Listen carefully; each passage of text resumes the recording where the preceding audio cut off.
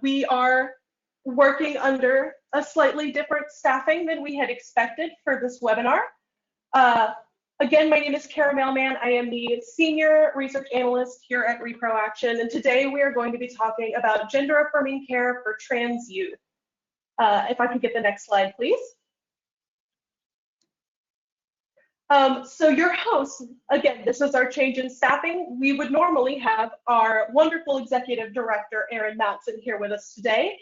Instead, manning the technology behind the scenes, we have our wonderful Deputy Director, Shireen Shakori, who is Washington, D.C. based, and her Twitter handle is Shirmeen, in case any of you would like to follow her, which I recommend. Ten, would you like to introduce yourself?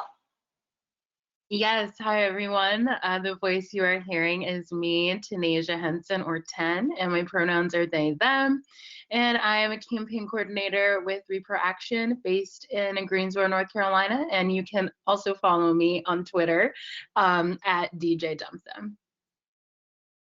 Thank you, Ten. And in case you did not get it the first two times, I am Kara Mailman. My pronouns are they, them. I am the Senior Research Analyst at Reproaction based out of Arlington, Virginia, and you can follow me on Twitter at Kara Mailman.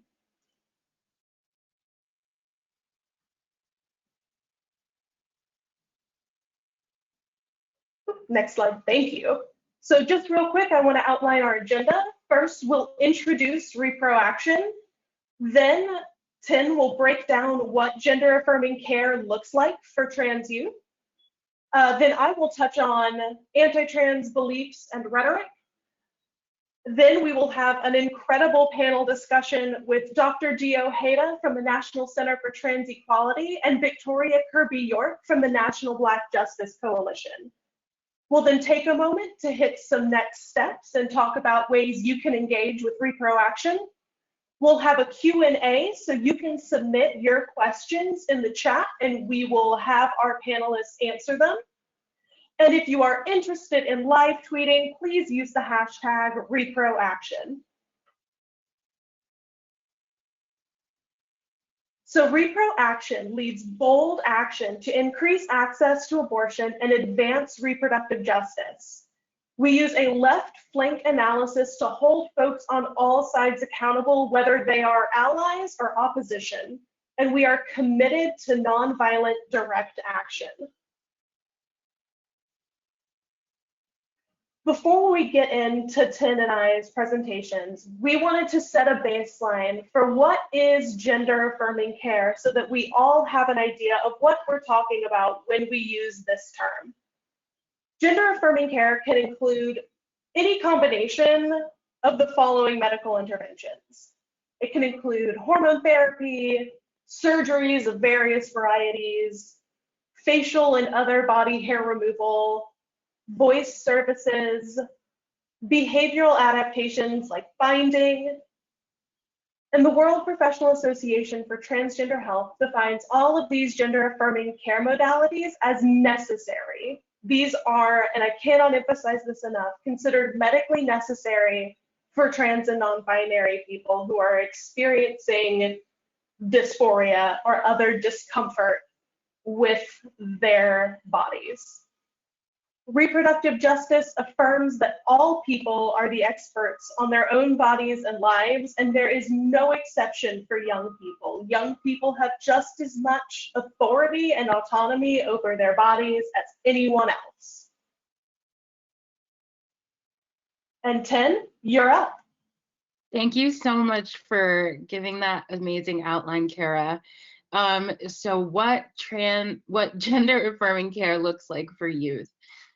Science and testimony have made it clear that gender-affirming care is crucial for transgender youth to have happy and healthy lives. Studies have also shown that many transgender people experience gender dysphoria and identify as their true gender from ages 4 to 7 years old, meaning that gender-affirming care is necessary and crucial for young trans folks to have access to and education about. Understanding what gender-affirming care options there are and how they improve the lives of so many helps combat the misinformation being steeped into our culture and written into our legislation. One of the first things a provider is going to do for a youth looking for gender-affirming care is recommend different therapies and counseling to help figure out what kinds of things the child wants to change about their body to align with their gender identity. The different care a trans person can pursue are hormone blockers, hormone therapy, gender-affirming surgery, and voice therapy, just to name a few.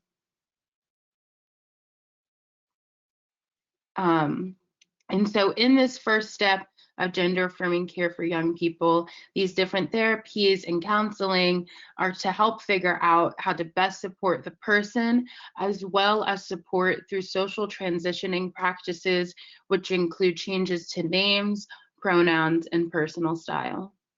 A common and safe method of gender affirming care for young people are hormone and puberty blockers. Puberty blockers are temporarily used to help delay unwanted physical changes associated with puberty. These kinds of things include breast growth, facial hair growth, periods, and voice deepening.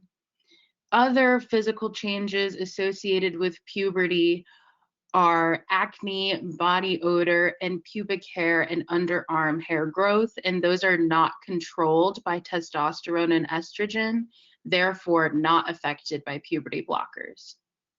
And when a body is going through puberty, there's a small gland in the brain called the hypothalamus, which releases a hormone that stimulates the pituitary gland, which is located underneath the back of the brain.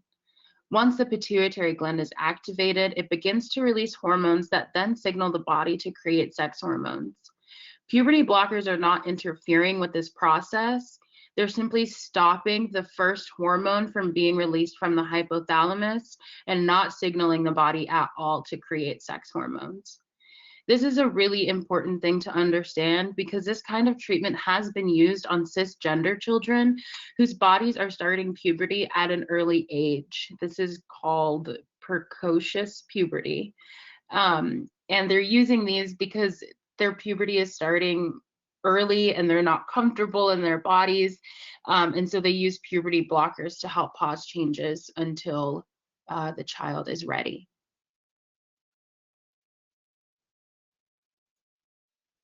Ten, thank you so much for that. I really do want to take a moment to appreciate the work that Ten put into these slides. And it's, for me, as someone who has not undergone any kind of gender affirming care, that was extremely informative for me.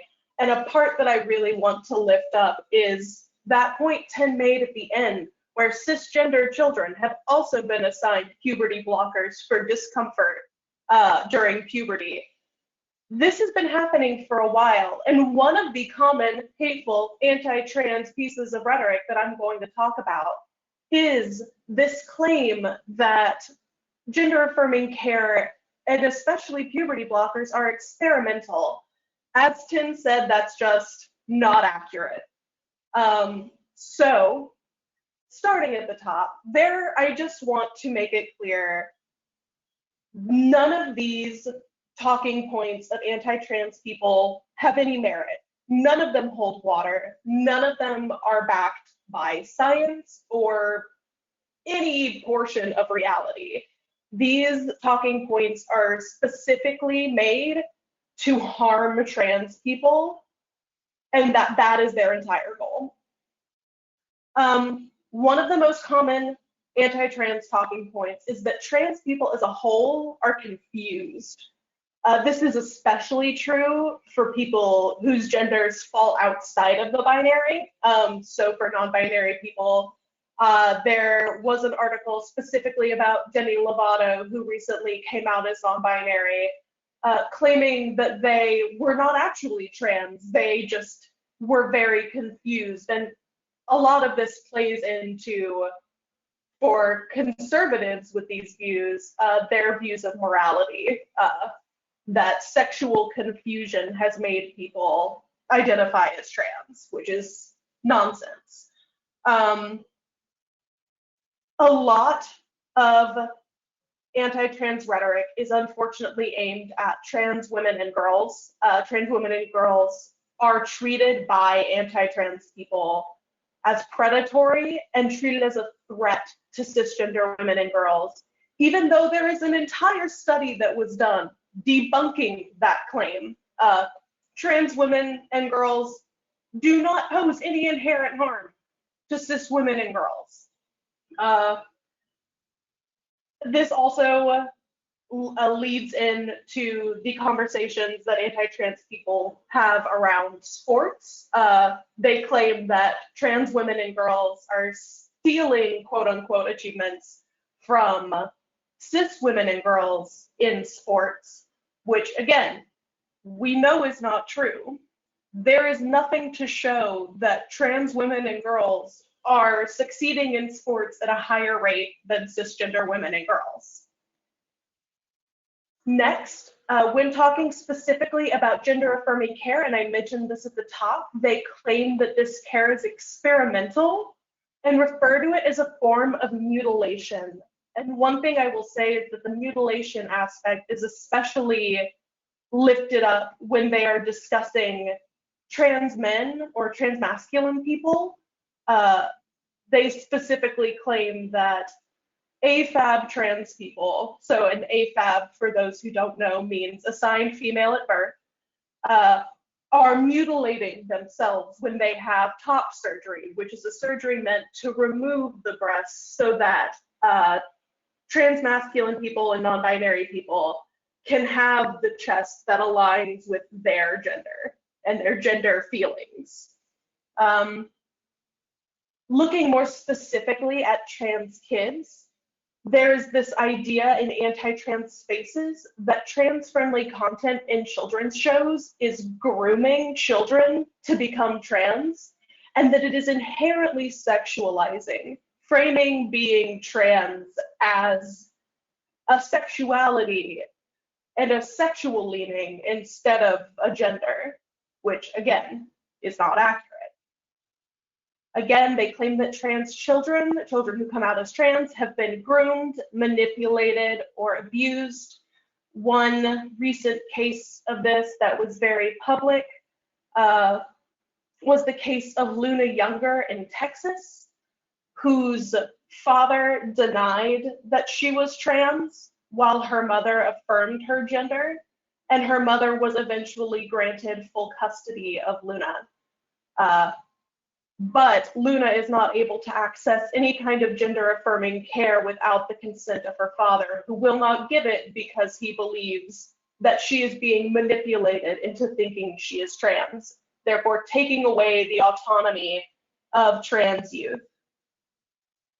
They also believe that any trans kids, or allowing trans kids to access any kind of gender affirming care or even exist as trans, is a form of child abuse. One of their favorite claims is that if trans children are forced to live as their gender assigned at birth through puberty, most trans kids will no longer have dysphoria and will want to live as their assigned gender at birth. But what this really shows is the importance of family and peer support during transition. If you're a trans child who has been repeatedly told by your parents, who you believe love you unconditionally, that your transition and you living as your gender is wrong and bad, it's going to be difficult for you to want to live as yourself. And I think that that is what that last talking point shows. And before we move on to the Q&A, I just want to highlight one of the interesting overlaps, I think, between this hateful anti-trans rhetoric and anti-abortion rhetoric is this focus on saving cisgender women and girls. These people claim that their actions are meant to protect cisgender women and girls, when in reality, their only goal is, in the case of anti-trans activists, to demonize and harm trans people, and in the case of anti-abortion activists, to keep people from being able to access reproductive care. And that is it for me.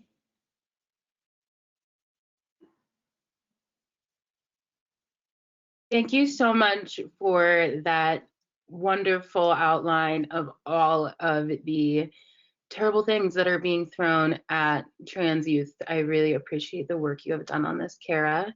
And with that, we're going to introduce our first panelist. Victoria Kirby York uses she, they pronouns. Victoria is the Deputy Executive Director of the National Black Justice Coalition. In this capacity, she is responsible for managing the operational policies and efficiencies of the organization, strengthening the organization's grassroots constituency engagement efforts, and leading the advocacy and action agenda.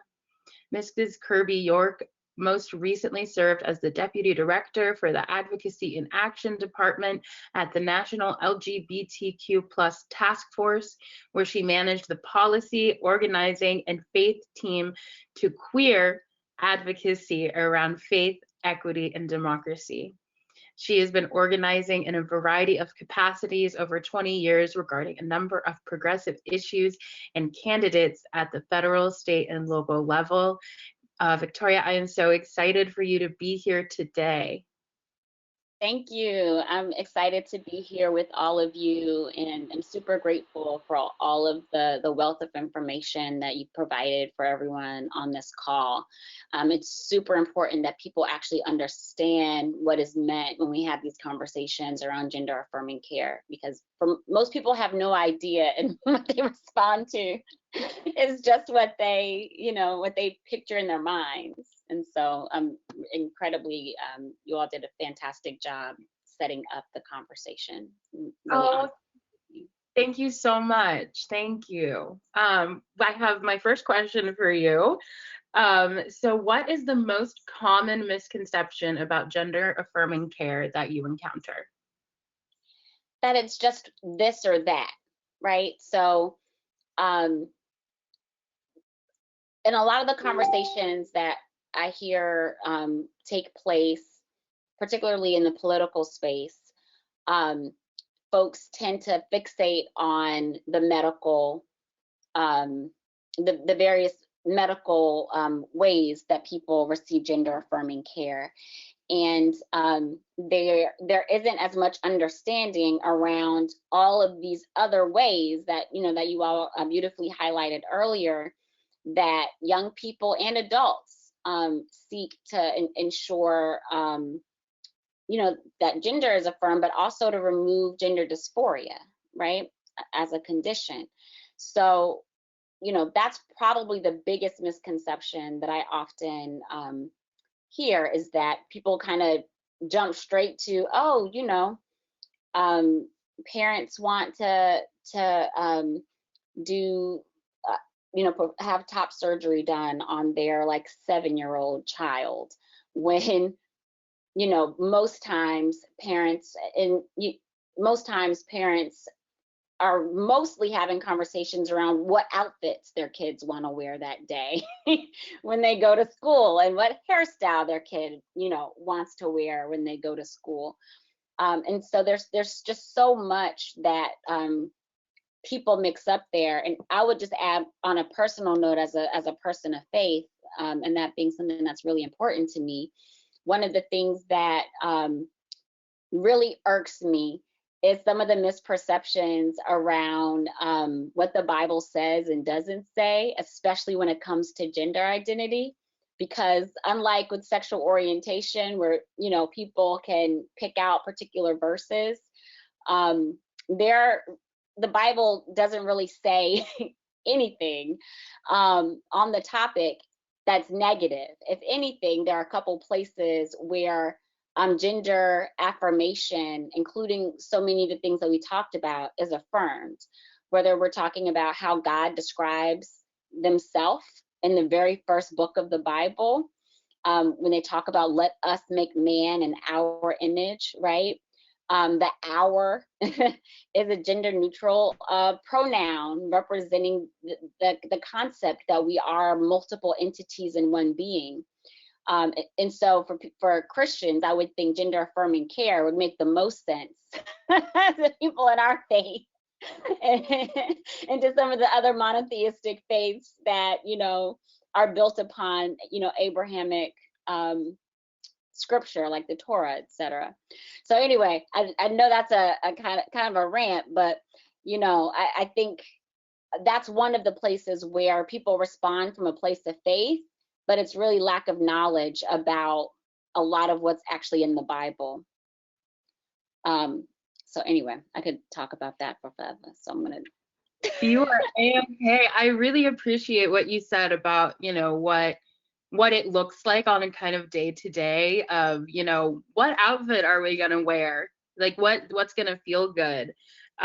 Because that is a really big part of gender affirming care. And I'm kind of wondering, what are the ways you see gender affirming care helping trans youth? And if you want to kind of elaborate more on like what the relational and more personal aspects are you've seen or helped people through, that would be great. Sure. So I think the biggest thing is to not make it seem as other, right? So every single person on the planet, all billions of us, think about in some way, except for folks who are agender, right? So there's some folks this doesn't, but the vast majority of people on the planet think about how they want to express who they are when they wake up. And for some people, gender identity is a really big part of how people move throughout the world and see themselves and see other people. And so that by itself is a common human experience. And we continue to, you know, talk about gender affirming care in some ways that I think can be even more marginalizing, like, oh, this is just for, you know, trans and non-binary kids. And the reality is, all throughout the lifespan, people are doing things to affirm their gender, our gender, right? So whether that's people who have to take puberty blockers for all types of reasons, right? Like as you all talked about earlier, or for instance, I have polycystic ovarian syndrome, which means one of the parts of that is I produce more male hormones than the average cisgender, person assigned female at birth. And so, although I do identify as non-binary, people often don't think about the fact that people with PCOS also are grappling with hair and a lot of hair in different places, right? Nail pattern, hair growth everywhere, and how folks want to kind of manage and control that. And that, again, is something that starts happening in puberty for some people as well. Mine started in my 20s, but there are many 14-year-olds, cisgender, transgender, non-binary, who are grappling with, do I like this hair? Like, you know, if I wanted to grow a goatee, I believe I could, right? I don't think I would look good in it, which is why, you know, that's a whole different conversation. But I could do it, right? And so one of the things that I want us to do more is, as we're talking about what gender affirming care looks like for trans and non-binary people, is to continue to pull that thread that you all pulled earlier around the fact that there are folks in menopause age that, you know, are people who've had hysterectomies earlier in life or even later in life who have to be on hormone supplements. You know, you talk about breast reduction. I had a friend who at 10 years old was wearing a 40 double D, right? So regardless of her gender identity, breast reduction was going to help save her back, right? At the age of 10. So I think we get into some of these conversations as if it's people over here and then others over there. And I think a lot of the politicization of this makes it so that it's harming our trans and non-binary kids the most, and is why we need to focus heavily there. But some of this legislation that's been passed is going to harm a whole lot of people across the lifespan too.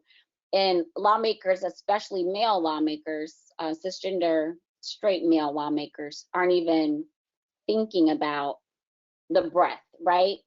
Intersex folks, and some of the things that maddeningly happen to them before they can even walk, right?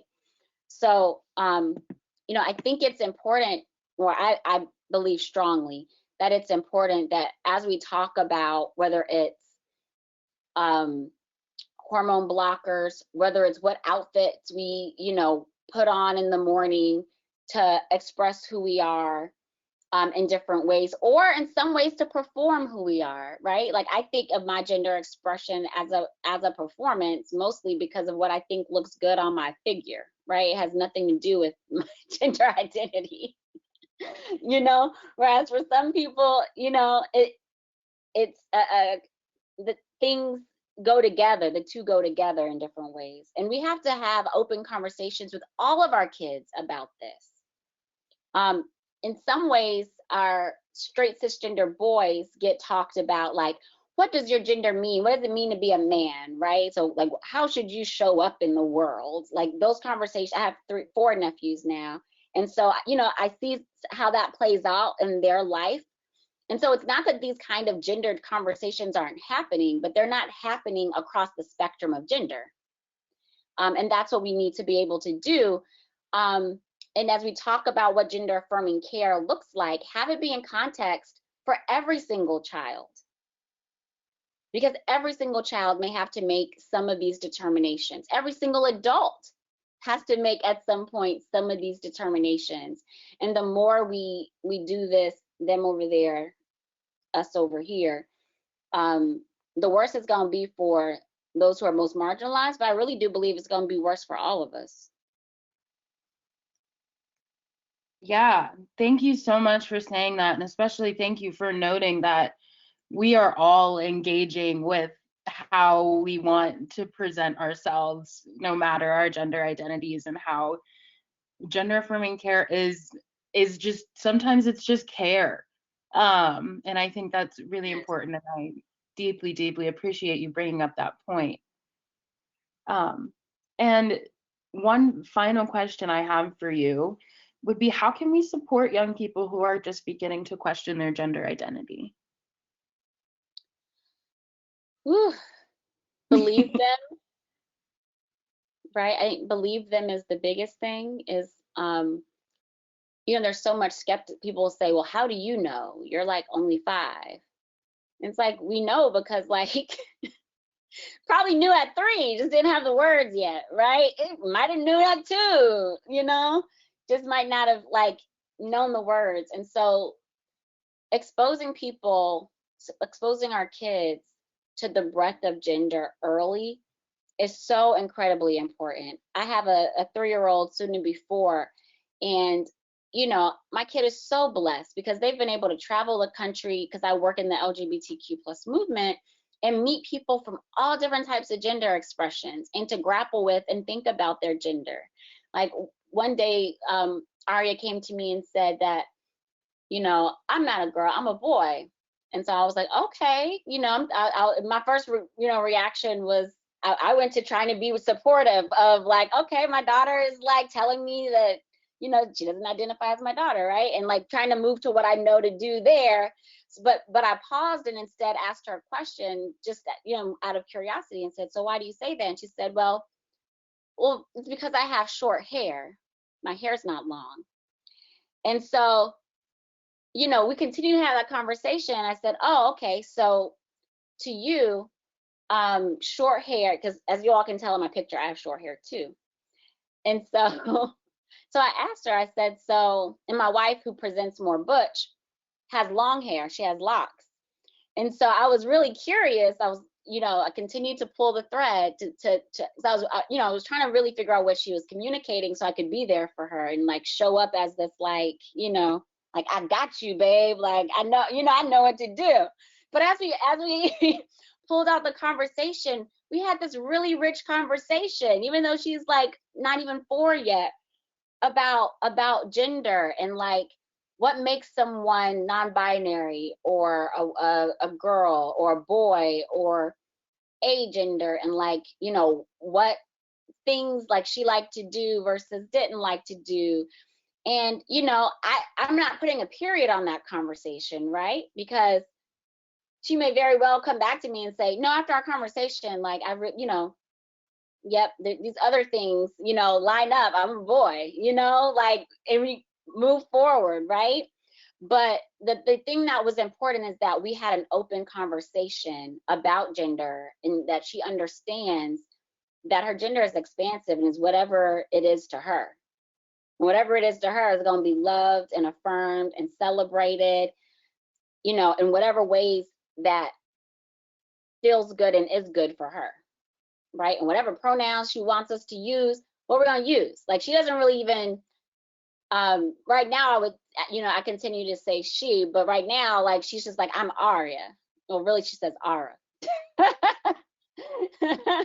You know, that's her answer to the pronoun question. I'm Ara. So I'm like, okay, cool, Ara. But so anyway, the reason why I lift that story up is to share that, like, these are the kind of conversations that we need to be having with all of our kids. It doesn't mean that I'm pushing an agenda on my child. What I'm doing is trying to ensure that Aria has the language to say and communicate, and we can move accordingly. And I don't think that that means I've indoctrinated her to say, you know, because she's been a part of this community, an active part of this community. I think what I've given her are tools, in the same way that we give children tools to understand a whole lot of different parts of day-to-day life.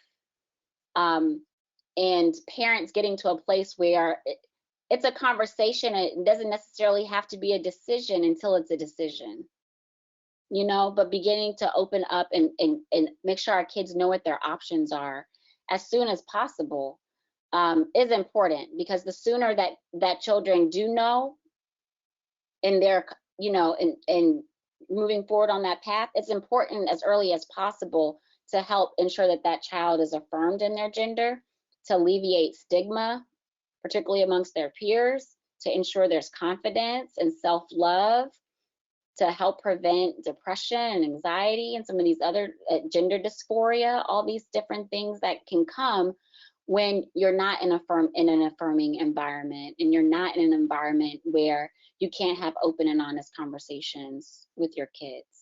And I try to have these conversations with my nephews and other young people in my life, because even if their parents might not be there, you can stand in the gap to ensure that our kids have the language to get the kind of support and care that they need, whatever it might look like for them at whatever age. Thank you so much. I really appreciate you sharing that story about your daughter. It sounds like she definitely is figuring out who she is all on her own, and it's beautiful. And with that, I am going to pass it to Kara for our next panelist. And Victoria, thank you so much, and we will hear again from you during the Q&A. Thank you so much, Ten, and thank you, Victoria. Especially, I appreciate that faith-based perspective you brought to this. Before I introduce our next panelist, I just want to remind everyone that if you have any questions, please put them in the chat or the questions tab. We will not be unmuting any participants during this webinar in order to make sure everything stays organized. So please, again, if you have any questions, put them in the chat. Okay, and with that, I am so excited to introduce our next panelist, who also happens to be a very dear friend of mine and an absolute expert in their field, Dr. Dio Haida. As a policy advocate, Dr. Dio Haida works with coalition partners and federal and state government officials to create structural changes that will improve the well-being of the trans community, such as access to adequate health coverage and temporary housing. Prior to their work at NCTE, Dee was named the 2018 to 2019 James Marshall Public Policy Fellow by the Society for Psychological Study of Social Issues, and worked for the Senate Health Subcommittee on Primary Health and Retirement Security in the office of Senator Bernard Sanders. Dio Haida completed their PhD and Master's in Community Psychology at Wichita State University and has a graduate certification in LGBT health practice and policy at George Washington University. Dee, thank you so much for being here with us today. I'm so excited to have you. Oh, thank you so much. And thank you again for this lovely presentation. It's always good to work with you all. You all know that we're friends, so I'm really happy to be here. Thank you. So my first question, what is the most common misconception about gender affirming care that you encounter?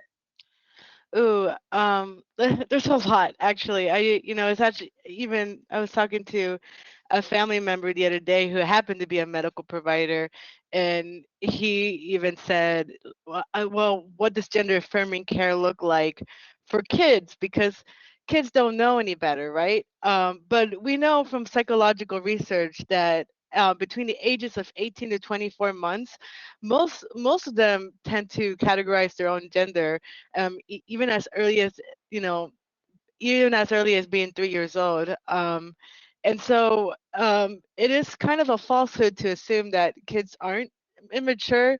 I mean, aren't mature enough to understand their own bodies. But here we are making these wild assumptions without even looking at the literature review.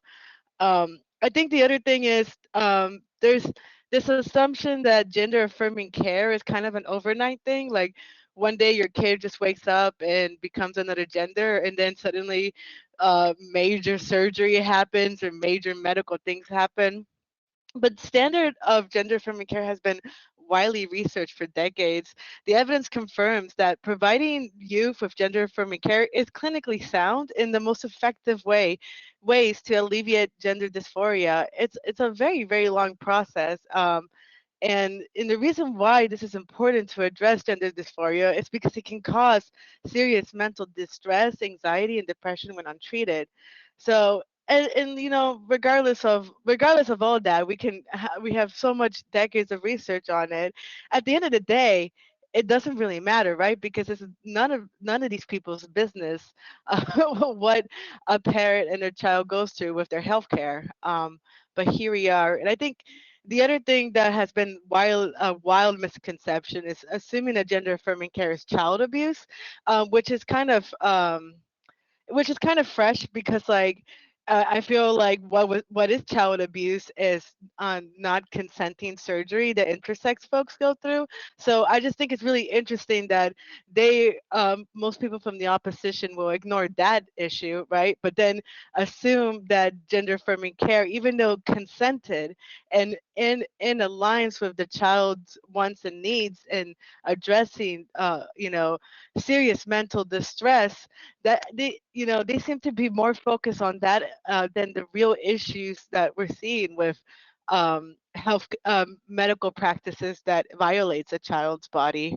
um, and what's also interesting is that there was a study done based on an online survey among U.S. teens, and they found out that trans and non-binary youth, when coming from unsupportive family, actually that doesn't affirm their gender, has the highest elevated rates of psychological, physical, and sexual abuse compared to heterosexual cisgender youths.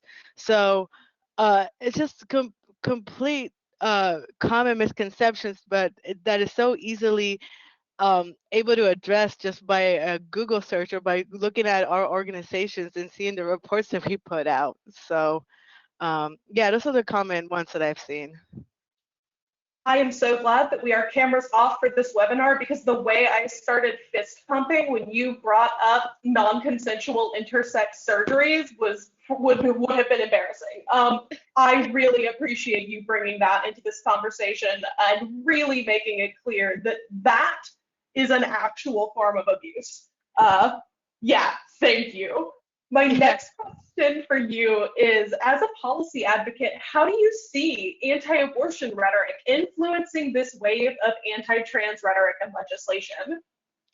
Ooh, I mean, I just want to start out by saying that anti-abortion rhetoric is also anti-trans rhetoric.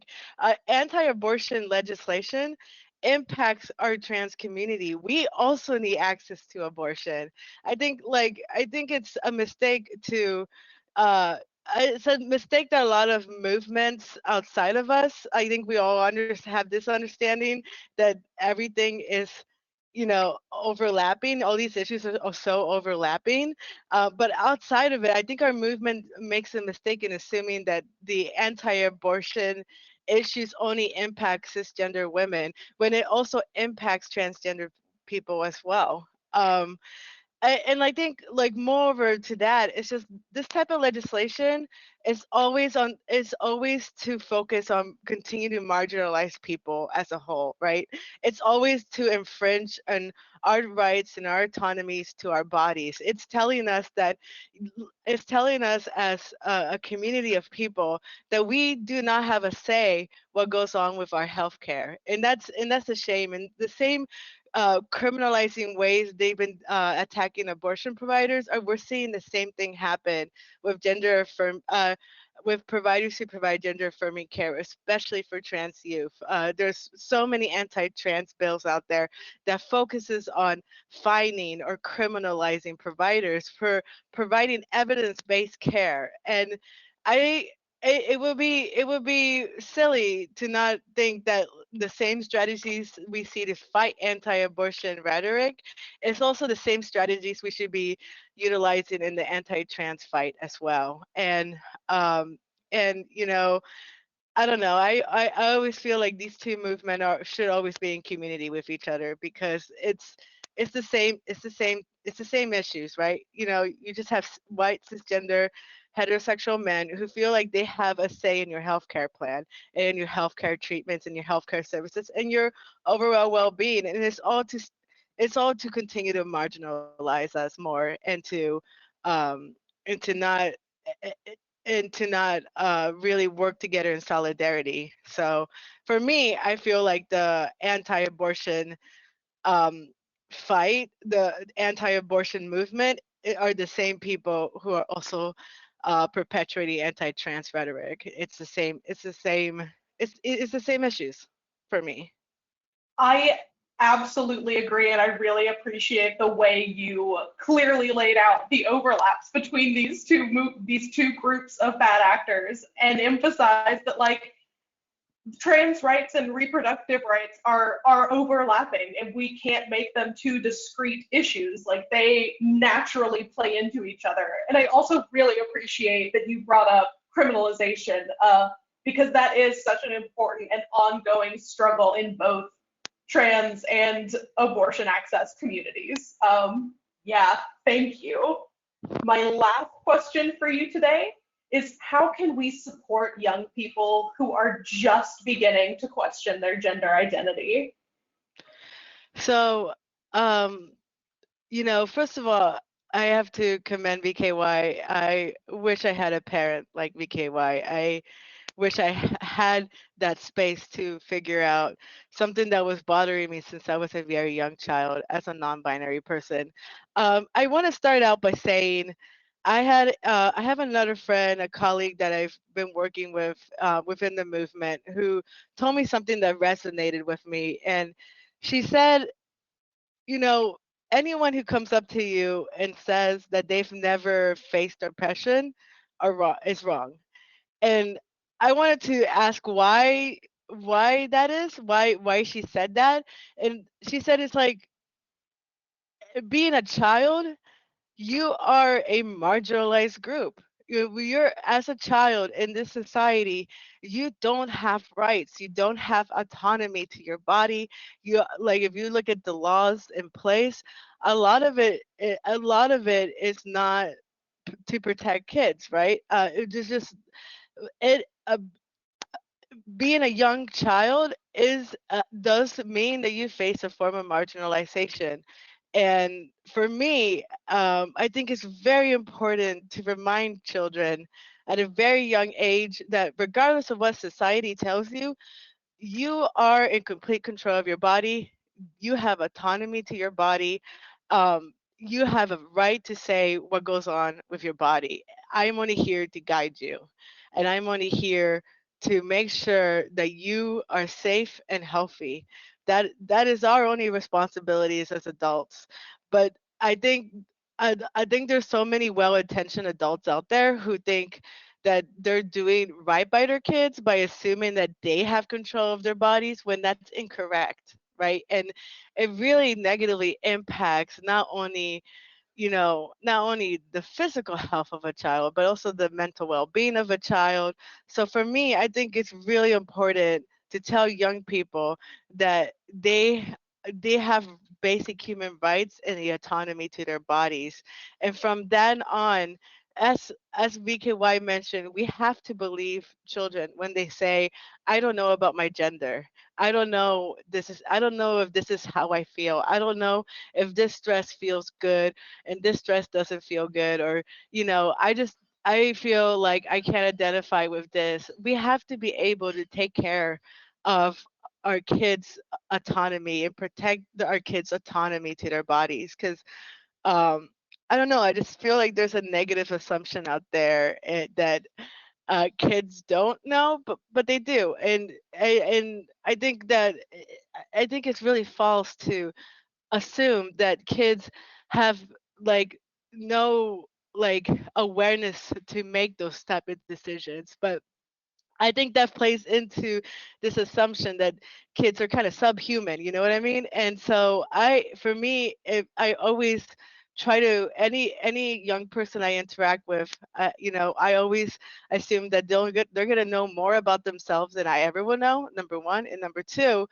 they're going to have more access to knowledge than I did when they were that age. And so they're going to know more than I do in some cases, right? But then number three, it's important for them to know that they have the right to their bodies. And I wish I had that as a child, to be frank. And I wish my parents had that access to knowledge and understanding on child development. But the science, it's very clear that children have a good understanding of their gender identities, and we should start listening to them so that they don't fall into it, so they don't feel isolated or you know be under emotional distress. And like VKY said, we want to we want to be able to give them the language and the tools to understand their own bodies. We want them to be able to communicate so that they live healthy and safe lives. Um, so yeah, I think that's. I mean, I'm not a parent, so but that from like a psychological aspect, I feel like that's really important. Yeah, and I think lessons on autonomy continue to be important as we get older because children who are taught that their bodies are theirs and theirs alone are going to have an easier time setting boundaries as adults. And this also makes me think again of the overlap between the fight for abortion access and the fight for trans rights, because we have laws in so many states that prevent like young people who become pregnant and want to have an abortion from being able to access that. And so if their parents disagree with their decision, they aren't allowed to have it because, like you said, we treat children as though they don't have the same rights as adults. And I think that lesson has done a lot of harm to a lot of children. Dee, thank you so much again. It has been incredible talking to you. And now we're ready to move to our next steps. Yeah, thank you so much.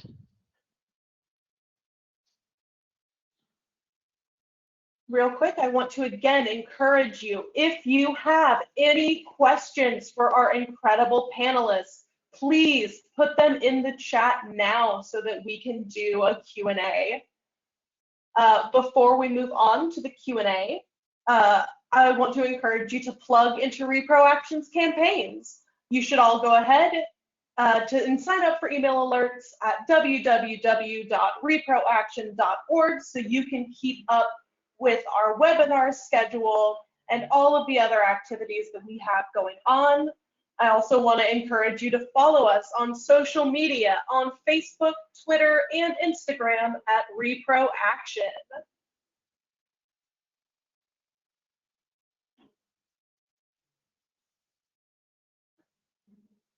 Speaking of our webinars, go ahead and save the date for our next Act and Learn webinar, where we will be talking about fat phobia and reproductive health on Thursday, September 30th at 1 p.m. And I can tell you right now, I am already so excited for this webinar.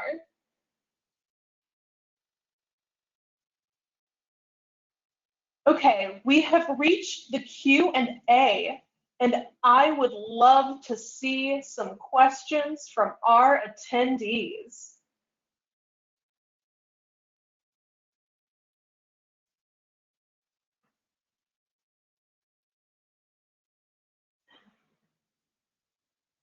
Well, since we don't currently have questions, oh, wait, just kidding. So this is not phrased as a question, but I have someone asking about birth certificate corrections for trans people. So if either of you have any thoughts on how young people or trans people in general struggle to access things like corrections for birth certificates, and I would also include other forms of identification. I would love to hear them.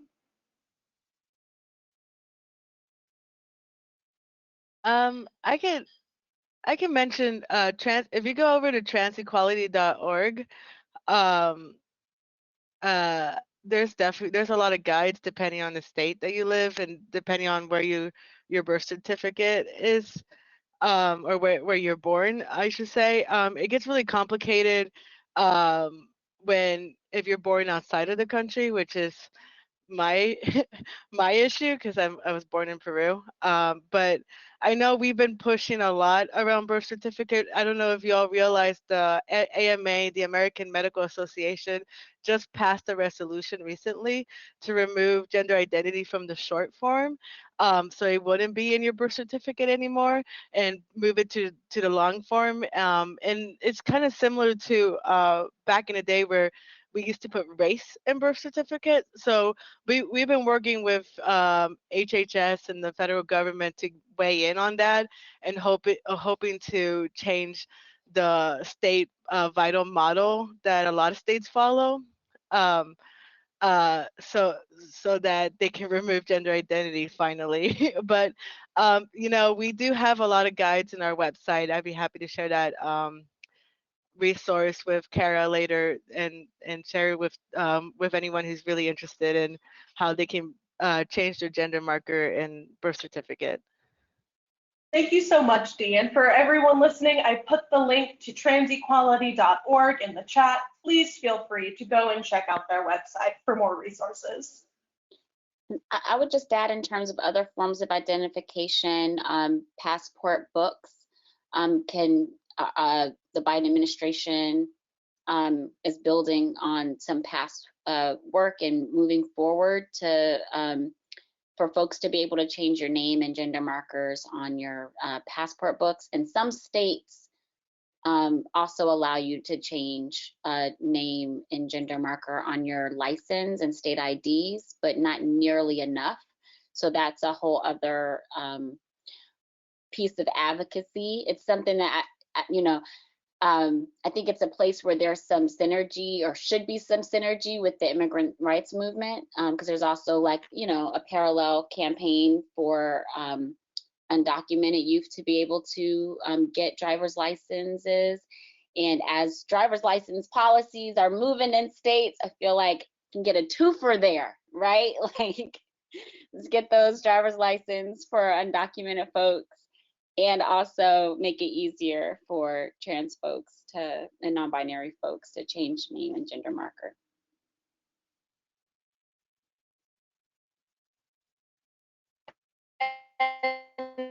This is Erin Matson, who is Executive Director of Reproaction, and I so apologize for I had a childcare emergency come up. We're going to get to as many questions as possible before the end, but we will close in 4 minutes sharp. I want to add this question that we got in from Elizabeth, and it's a good question. What activity is there to inform young people of their rights to care? Are there routes for them to pursue to access care if their parents are opposed to gender affirming care? And Elizabeth references thinking of the ways young folks can access abortion services with judicial bypass, for example. So Victoria, Dr. D, would both of you like to take that one?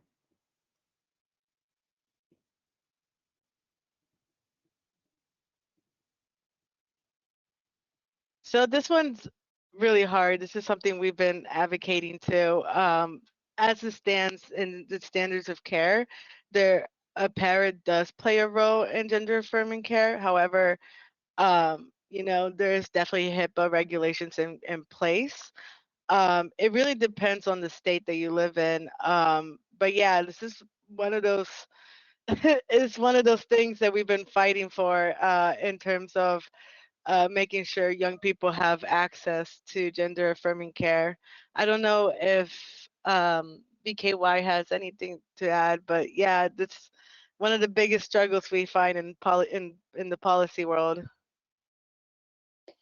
Yeah, it does vary state by state, community by community. I do think it is, though, one of those areas that I'm not sure has to require legislation to fix.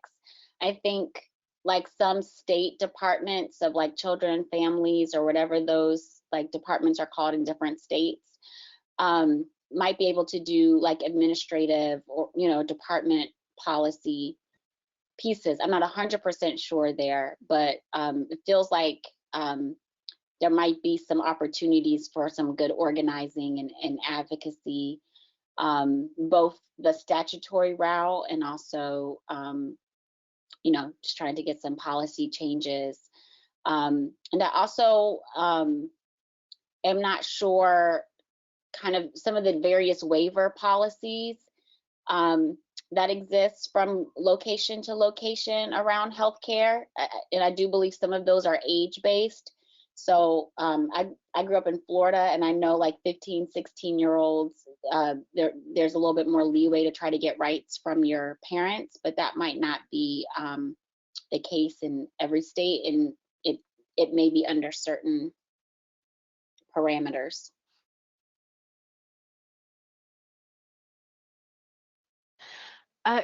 If you don't mind Thank me you so adding, much. All right, we have oh, go ahead. oh, I'm so sorry. No, I just wanted to add real quick. If you haven't called your Please do add, senators, yes.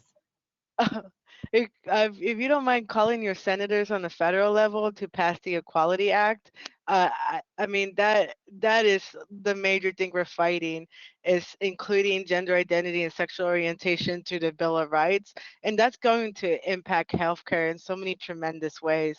And so I just wanted to just put in a small like PSA, go call your senators, especially if you're in rural areas, and you'd say, look, I'm a LGBT person in a rural area, and I want you to pass the Equality Act. That's going to be it's a tremendous help for us.